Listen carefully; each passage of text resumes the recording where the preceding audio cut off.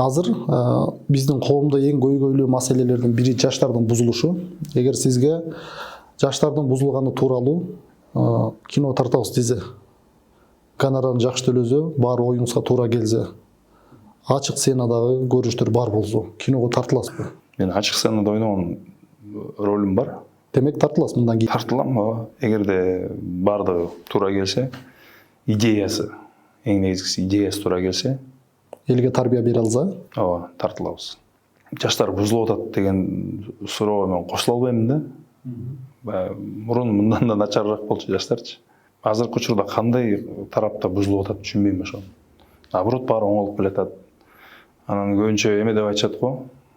Кыргыз тилин унутуп атабыз, кыргыз тили унутулуп баратат дейт. Мен 2004-жылы ушул жака окууга тапшырганда эч ким кыргызча сүйлөшчү эмес. Эч ким кыргызча музыка окучу эмес. Бири-бири менен көчөдөн жалаң орусча сүйлөшчүбүз.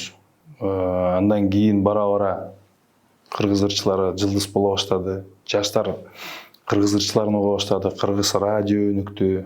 Мурун кыргыз радио жок болчу да, бир эле радио болчу. Азыр 10 чактуу радио бар кыргызча. Кыргызча ырлар жалаң.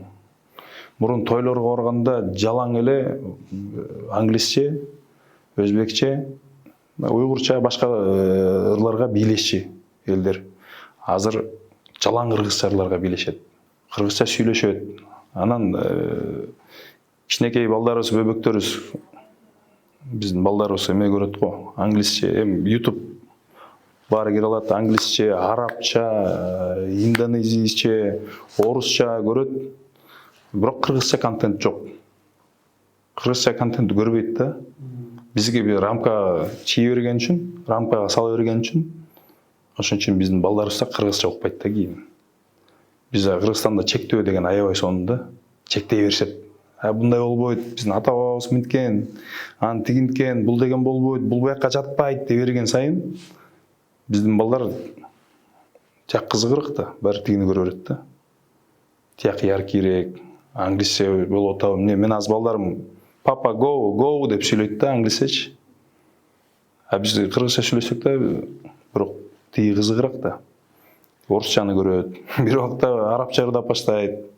Бир убакта индонезийче сүйлөп баштайт. Таң каласың да. Кыргызча ошондой жакшы кызыктыра турган, кичине бөбөктөр кызыктыра турган контент жок. Биздики болсо жана эле.